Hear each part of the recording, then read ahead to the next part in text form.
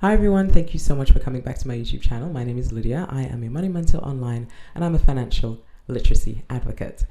Thank you so much for hopping on. Today I want to talk about a few tips that you could use financially for 2025. So a few financial tips for 2025.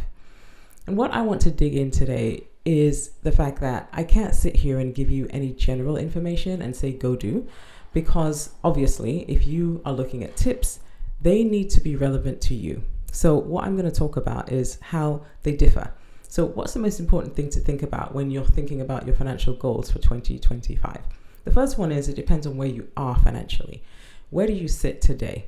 Where are you on your financial journey? How is that going to affect the tips that are relevant to you? So that's the first thing. Where are you in your financial journey or your financial position?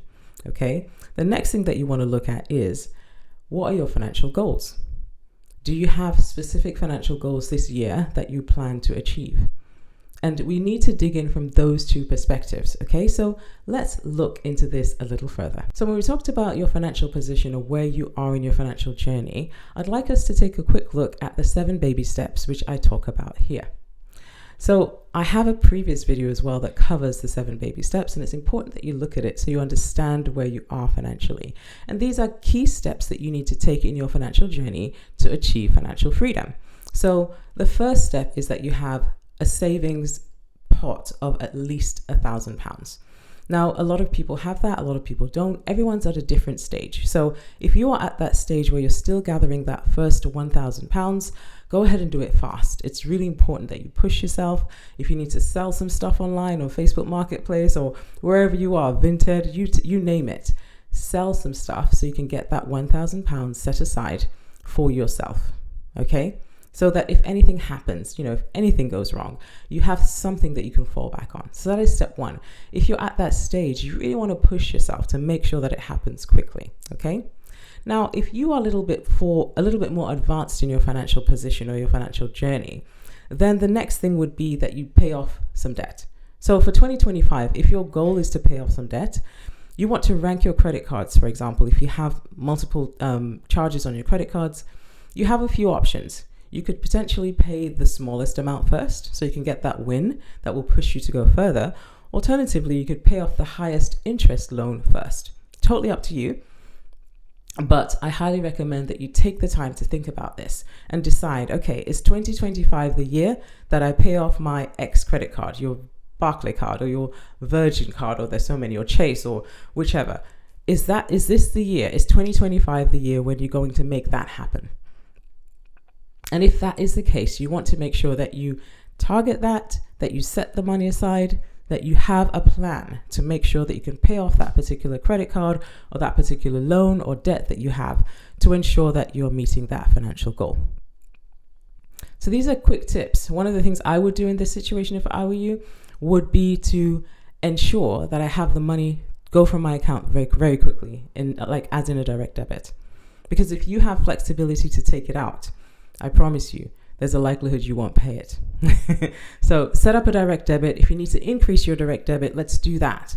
But let's make sure that our financial goal of paying off any credit cards that we have is actually met. If you are at a higher stage, say you don't have any debt, you've paid off all your credit cards, all your loans, anything that you had pending, the next thing that you might be looking at is trying to save that larger emergency fund.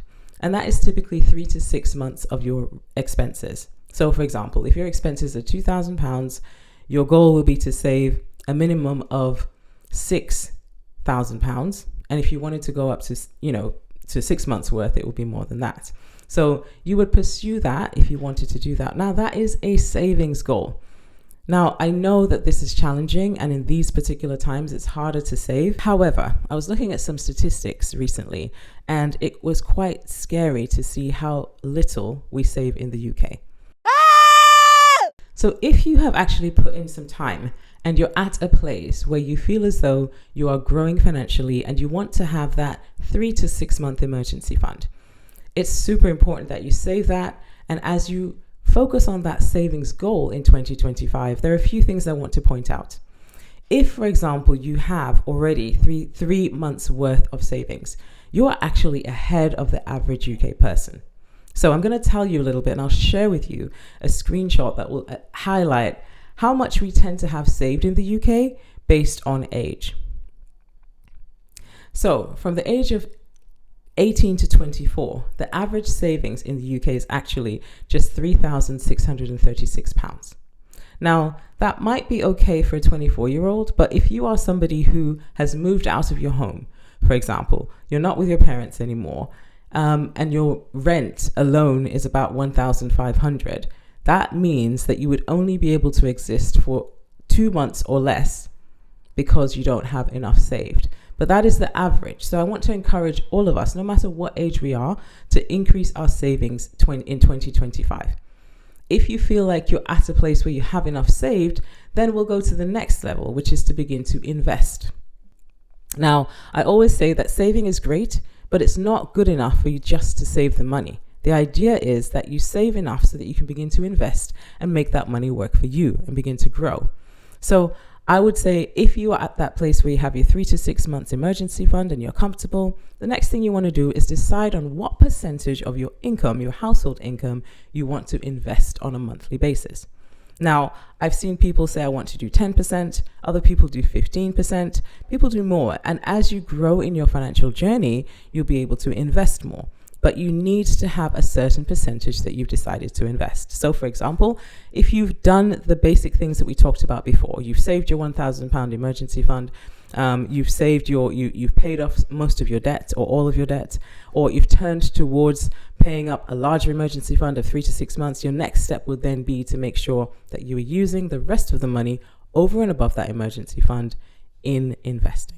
So as we talked about investing, if you are a beginner, you've got your emergency fund set aside and you're right at the very beginning stages of your investing, here are a few things you could actually consider. So the first one that I would consider would be shares. So you don't have to buy a whole share. You can actually buy partial shares on some of the apps out there. But it's really important that you begin to find a way to grow your money. So by putting your money in shares, you're buying a portion of the company, and that allows you to have ownership.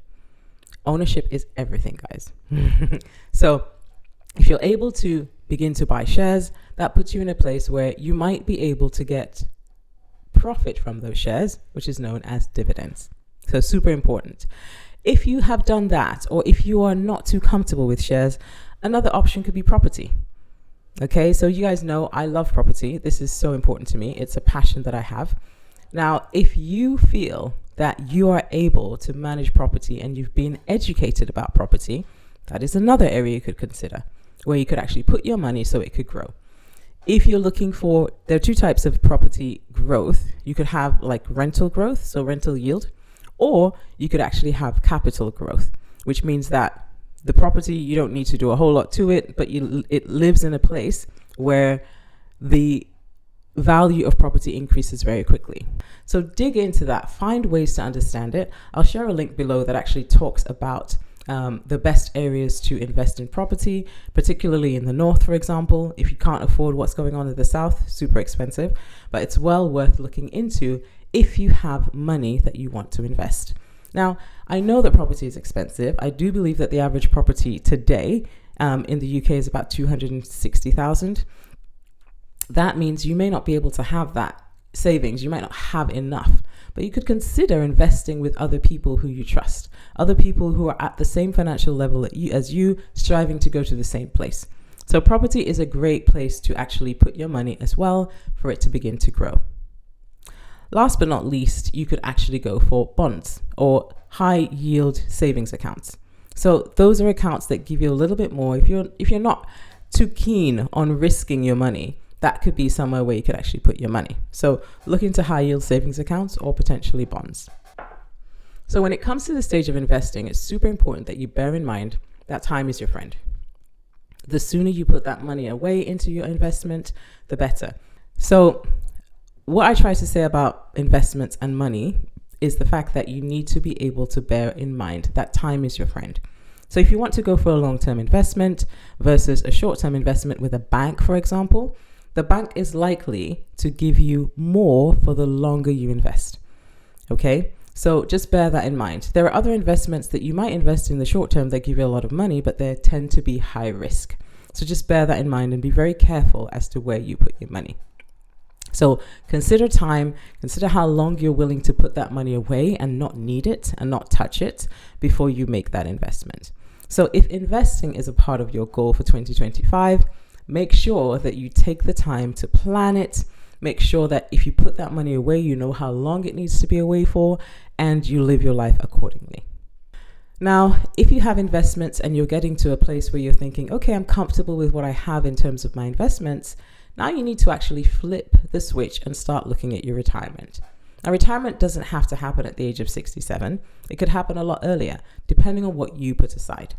So think about how much in terms of a percentage, how much do you want to put aside for your retirement? So, for example, some people say, I'm going to do X amount, 10%, or I'll do 15%, depending on the case. If you have the less debt you have, the more you're likely to be able to either invest or put aside towards your retirement. Now, when it comes to my retirement fund, I don't see that money. It doesn't hit my account ever. So from the moment where my paycheck leaves my employer and it comes to my account, in between that time, my pension money is out of my account already. I never see it. And by that, it means that I will never have to worry about not having my pension go into my account or me having to put it in financially myself. So just that automation makes it easier for me to be able to save for my pension. Now, the next thing I want to point out is if you're saving for retirement at this stage, it is exceptionally important that you take the time to see what your employers offer. In the UK, most employers have to be able to provide a pension, and find out what that matching amount is if they offer it. So for example, my employer matches, I believe, up to 50%, which is amazing. And I would be stupid not to maximize the amount I put in so that they can match more. So it's like saving an additional 50% of my money without my money going into it, because my employer adds to that every single month. So find out what's available in terms of benefits from your employer and make sure that you can max out as much as you can of your own money so that you can get more based on what your employer gives. So if you have a matching program with your employer, use it. If you have done all of those things and in 2025, you want to be able to save for your children's college funds, this might be a great opportunity.